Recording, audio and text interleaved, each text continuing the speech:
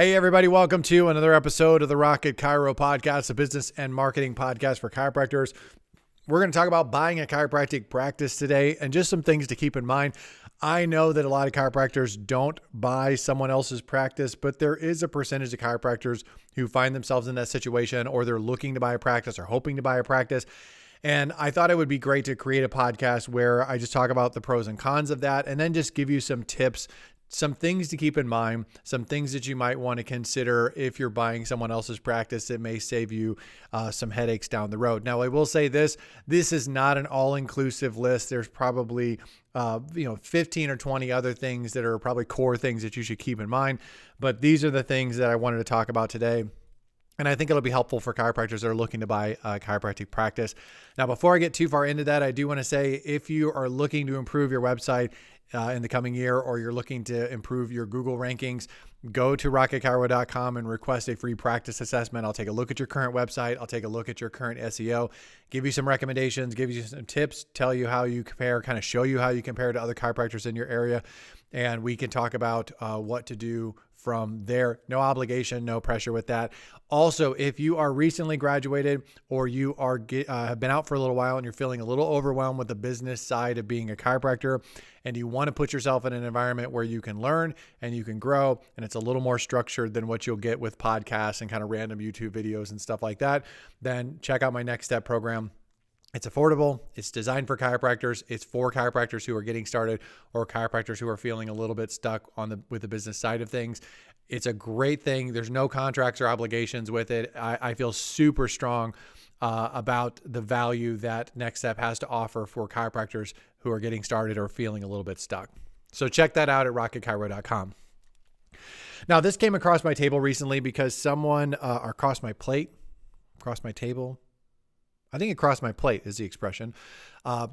Came across my plate table recently. Someone had gotten a hold of me, interested in having me look at their website, interested in having me build a website for them. And they wanted me to look at the current practice website and give them some advice. So this person was buying a practice from somebody else. They wanted me to look at the current site and give them some tips because they were going to make some changes as they bought this new practice. Now, this person ultimately did not. One of the things I'm going to talk to you guys about, and it's actually why I was thinking about doing this podcast in the first place. One of the things that I told this person, they did not listen to. Now, it's perfectly fine for you not to listen to me. It's your business. You do what you want. That's not me being snide or snarky. Like, you're the leader. You're in a leadership role within your practice. I'm just some guy on YouTube or some guy on a podcast that you listen to. Take what I say with a grain of salt. And this person did. But I do think that the decision they made is probably not going to help them in the short term like they think it's going to. And it's one of the little nuggets of advice that I'm going to give you guys here in just a few minutes. So let's talk about the pros and cons real quick. This is pretty straightforward. I think the pro of buying somebody else's practice is that it's an established patient and immediate income. Now, you should not even consider buying someone's practice that is not producing immediate income. There are chiropractors who try to sell their dumpster fire of a practice that isn't making money, and it's just a hot mess, and they're just trying to offload it and get out of it. That's not something you should consider buying because it's not worth anything. People trying to sell whatever, like I said, if it ain't making money, it's not really worth buying. And so what you should be doing if you're in a situation where you're buying a practice, it should be something where there's established patients. Obviously, there's an established kind of way of doing things, and you're making money. Now, in a perfect scenario, and I would consider this really the only scenario where I would personally consider buying someone else's practice. I would want that practice to be doing well enough that the money that I have coming in, that I can expect to have coming in right away, is going to cover me for my basic income that I would need for myself. I'm not saying you have to live high on the hog. I'm just saying, put food on your table, pay your basic bills, pay back whatever loan you have or whatever you're paying back for this particular practice, because I'm assuming you're not just paying cash for the practice. And be able to pay your staff, pay your expenses, etc. I would want to have my head above water pretty much from day one, or at least be really darn close to that. I wouldn't even consider buying a practice if it wasn't that way. That's my own personal opinion, but take that for what it's worth. But those are the pros. The downside is it's obviously going to cost you more initially. If you start your own practice, you can do that. You can bootstrap that, and it basically doesn't cost you much of anything other than just a few $100 here and there to get started. If you're buying somebody else's practice, you're talking about probably 6 figures and up. That's going to cost you minimum. The other thing I think is a negative of buying somebody else's practice is the unknowns, because there's just lots of unknowns. And it doesn't matter how well you think you know the doctor. It doesn't matter how long you've done anything. Unless you've worked for this person for an excessive long period of time, there's just so many unknowns. And even if you have worked with somebody for a long period of time, you just hear horror stories of people that buy a practice and then they find out what's really going on, and it ends up being a really bad situation for them. So it is high risk, high reward, and it's something that falls into the category of a downside. Now, I will say this, and this isn't actually part of my notes here, but it is something that I thought of as I was talking. What I would discourage you from doing is don't put yourself in a situation where someone is promising that they might sell you the practice someday, and they bring you on as an associate, and then like, well, I'm looking for maybe having a partner someday, or maybe selling the practice, or maybe I'll retire and this can all be yours someday. Maybe. Those are bad situations, and tons of chiropractors have found themselves in those situations. If something is not written down, if there's not a specific plan in place for you to buy the practice, or you to take over the practice, if that's not an actual real thing that's written down and here's the plan, we both agree on this is what we're doing, then you're living in fantasy land. You're probably being taken advantage of. That chiropractor is probably just going to drag you along, and they're probably just telling you that, maybe with all good intentions, but I've seen that end 9 times out of 10, it ends poorly. So don't take on I'm going to buy this practice someday position and stay in a bad situation, hoping that someday you're going to take over, when reality is you have no plan. There's nothing specific written down. There's no time frame. There's no agreement. You're just going based on the person's word. That person's word's worth nothing. 0. Get out of that situation. Get yourself in a better situation. I mean, unless you love it. I mean, if you love the job, fine, but just don't love it because of that, because that's not a good reason. All right, let's go through this here. So I have 1, 2, 3, 4, 5, 6, 7, 8, 9 things. We'll go through them real quick. I'll try not to talk for an hour on all of these things because it shouldn't require that. Tip number 1 is don't take things for granted. So verify everything. I don't care if it's your best friend selling you the practice. Do not take things for granted. I've talked to chiropractors over the years that have bought practices. They assumed it was a certain way. They took the person's word for it. They bought the practice, really got to look at the books, really got to look at everything, and found out like, holy crap, this is a dumpster fire. Find out it's a dumpster fire before you buy it, not afterwards. That's the wrong order to do things. So do not take anything for granted. Verify everything. And if you can't verify it, it's not a real thing. It's not a fact. Next, get a second opinion. Sometimes you're too darn close to it to think logically. I've had people come to me, and these aren't even people that I would consider super close to me, just chiropractors I've talked to over the years who've told me about this great opportunity they have. And I'm thinking in my head, oh my gosh, oh my gosh, don't do that. That's terrible. They're just so close to it, and they're so excited about it, and so interested in being a chiropractor and helping people and getting started. And in some ways, buying a practice can almost seem like a way of shortcutting some of the headaches of starting your own practice. And it's already established. It's already humming. There's already staff there. There's so many positives that could potentially come from buying a practice. Sometimes that can blind you to the reality of what you're actually looking at. So just get a second opinion, just another chiropractor, preferably somebody older than you. And I mean older than you within the profession. They don't have to necessarily be older than you, but if somebody's been out for 10 or 15 years and you've been out for 10 or 15 months or just a year or two, find someone that's been out for a little longer than you. Talk to them about your situation. Be 100% transparent. Don't try to make it sound better than it is, and get a second opinion, at least one second opinion, because it could save you a lot of headaches down the road. So tip number 1, don't take anything for granted. Tip number 2 is get a second opinion. Tip number 3 is transition smartly.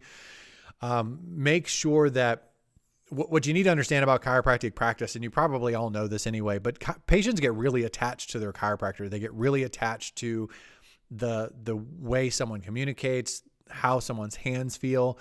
It's such an intimate kind of personal thing to have a chiropractor, and most patients are attached to their specific chiropractor. There are some exceptions to that with franchises like The Joint and places where people are used to seeing multiple chiropractors, but that's not normal.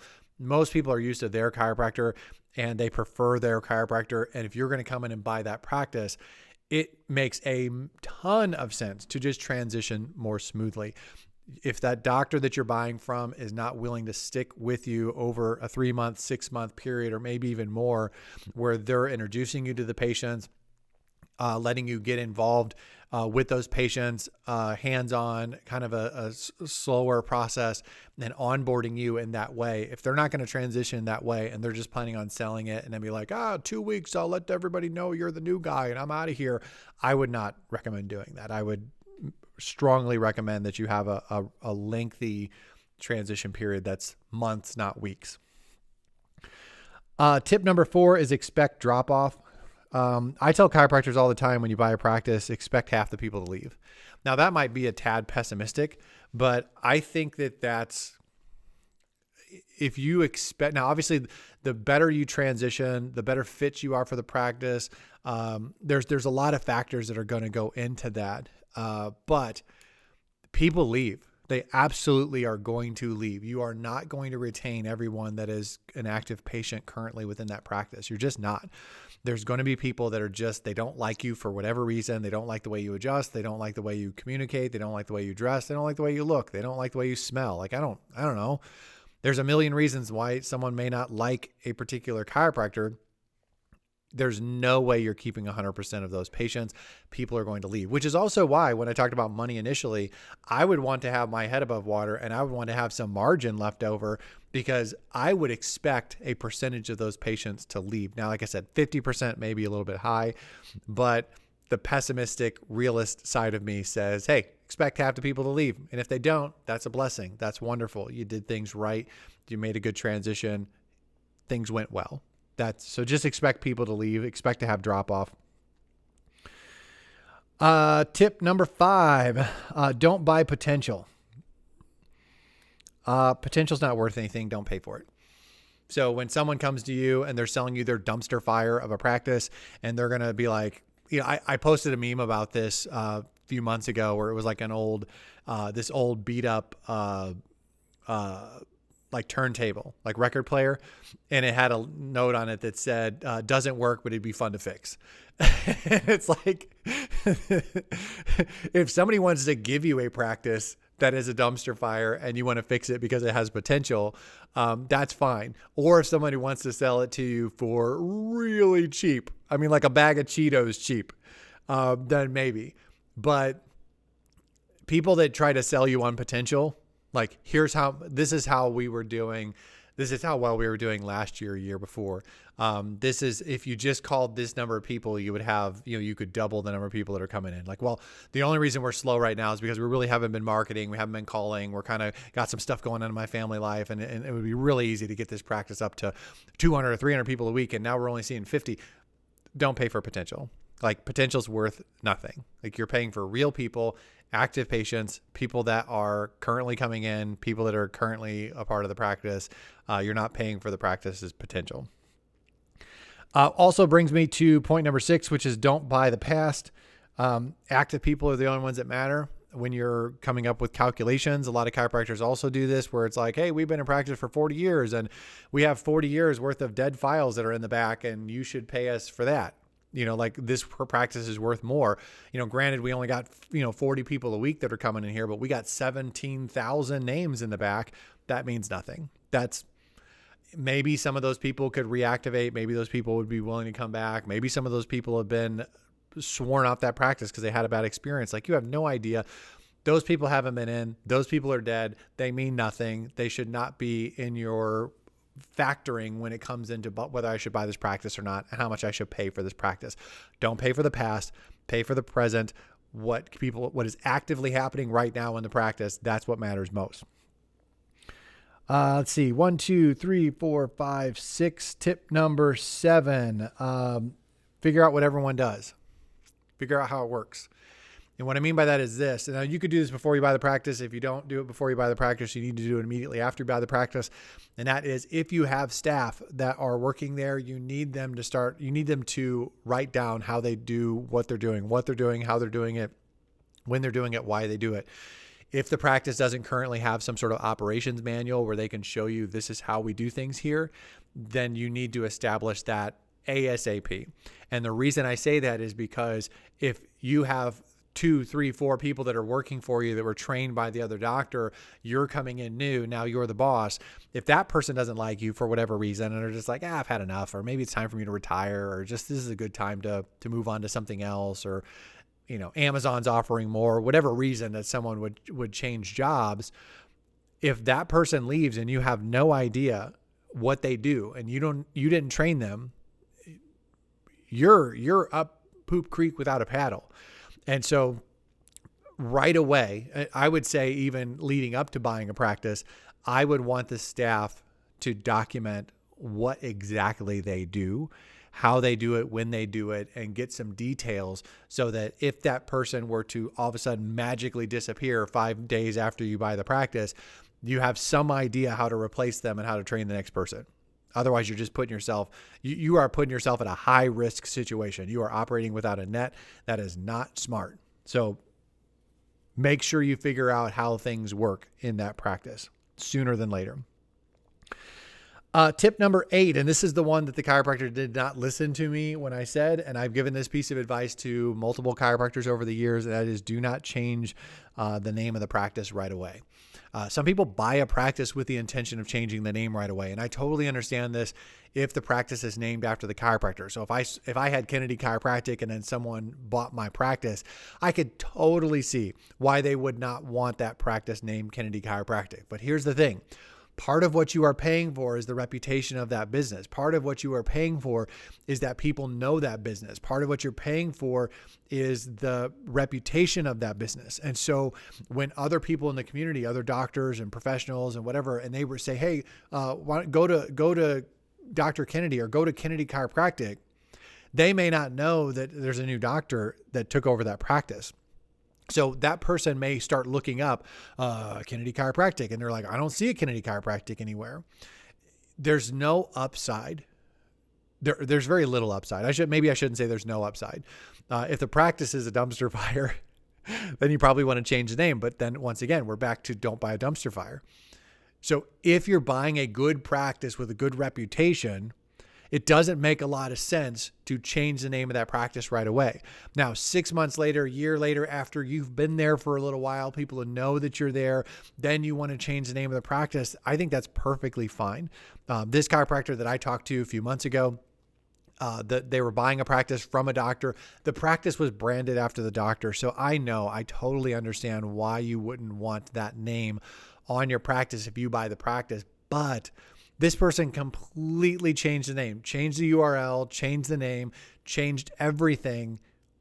I think you probably lost some of the value of what you paid for. Now, you didn't lose all the value, but you lost some of the value in what you paid for by changing the name right away. So I would strongly recommend, unless you have a really good reason to do it, to hold off on changing the name of a practice that you purchased from someone else for at least 6 months to a year. Give yourself a little bit of time to, sort of in the same way that I told you that the practice, you want to transition with the chiropractor in a way that makes sense.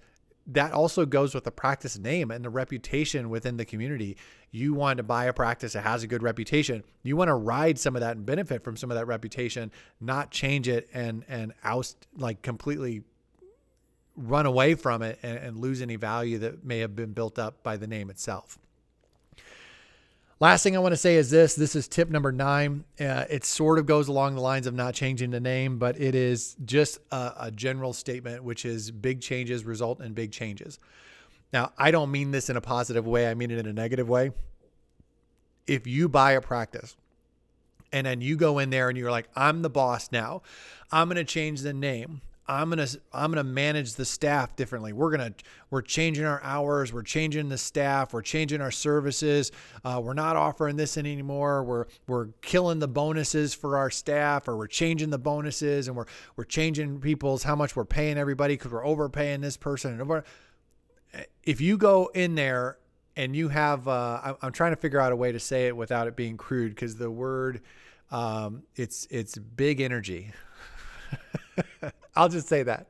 If you go in there with your big energy and you start knocking over tables and changing things and taking this thing that you bought that hopefully has a good reputation, is running well, is making money, and you start changing a bunch of stuff, that's how you lose more patients. That's how you lose more staff. That's how you lose credibility with the community. That's how you take something that's working and you wreck it. So I would strongly recommend that if you buy someone else's practice, even if you want to make some changes. Now, of course, you're going to do your own thing. You're going to make some changes and things are going to look a little bit different. That's perfectly fine. But just understand that when you make big changes, especially when those big changes are affecting individual people that are already there. So changes to your staff, changes to that are affecting your patients. Those are the things that are going to cause big drop-offs and cause that, when I say half the people are going to leave, half your staff might leave too because of you buying the practice. Versus, if you were to change your website, or you were to change the logo on the door or something like that, those things are smaller changes. If you were to update the chairs, or put some testimonials up in the waiting room, or add a new service or something like that, those are changes that's not what I'm talking about. I'm talking about coming in and making big changes that are directly affecting the individuals that are either working at the practice or the patients who are at the practice. Those are the type of things. Those big changes are going to result in big changes, and it's not going to be a positive thing. Most likely. It's most likely going to just rock the boat and people are going to leave. So those are the 9 things, and we'll go through them real quick here. Don't take things for granted.